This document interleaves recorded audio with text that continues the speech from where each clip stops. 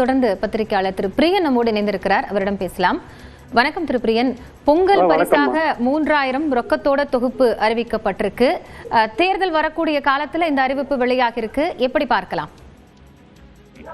நிச்சயமாக இந்த பொங்கல் கொண்டாடுவதற்கு ஒரு வசதியாக ஒரு வாய்ப்பாக மக்களுக்கு கிடைச்சிருக்க ஒரு உதவி பணம் ரொம்ப அவங்களுக்கு உதவியா இருக்குன்றதுல எந்த விதமான சந்தேகமும் கிடையாது. இது தேர்தல் வர்றதுனால இது முக்கியத்துவம் பெறதை நம்ம பார்க்கிறோம். நம்ம ஆனால் தேர்தல் வரதுக்கு முன்னாடியே அதிமுக பொதுச் செயலாளர் எடப்பாடி, அப்புறம் தமிழக பாஜக மாநில தலைவர் நயினார் நாகேந்திரன் எல்லாரும் 5000 ரூபாய் கொடுங்க, 8000 ரூபாய் கொடுங்க, 4000 ரூபாய் கொடுங்க எல்லாம் சொல்லியிருந்தாங்க.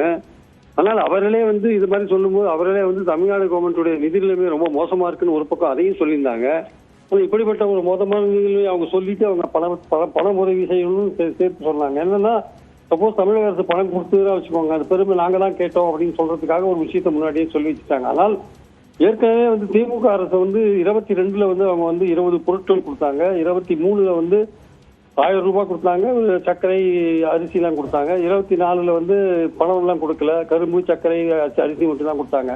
இது தேர்தல் ஆண்டாக இருப்பதால் 3000 ரூபாய் கொடுத்துக்கிறதா ஒரு பேச்சு கண்டிப்பாக வரத்தான் செய்யும். ஆனால் அதை தவிர்க்க முடியாது. இது ஏற்கனவே அவர்கள் இப்ப பொங்கலுக்கு பணத்தை கொடுத்ததுனால இப்ப தேர்தல் போது கொடுக்கிற ஒரு விஷயத்த தேர்தல் போது பழனிசாமி அவர்கள் 21ஆம் வருஷம் கொடுத்ததை நம்ம பார்த்தோம் நம்ம.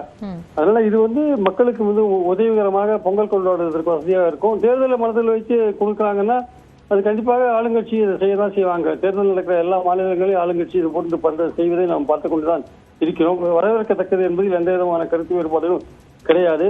தமிழ்நாடு கவர்மெண்டோட அந்த ஓல்டு பென்ஷன் ஸ்கீமை பத்தி இப்பதான் ஒரு முடிவுக்கு வந்திருக்கு.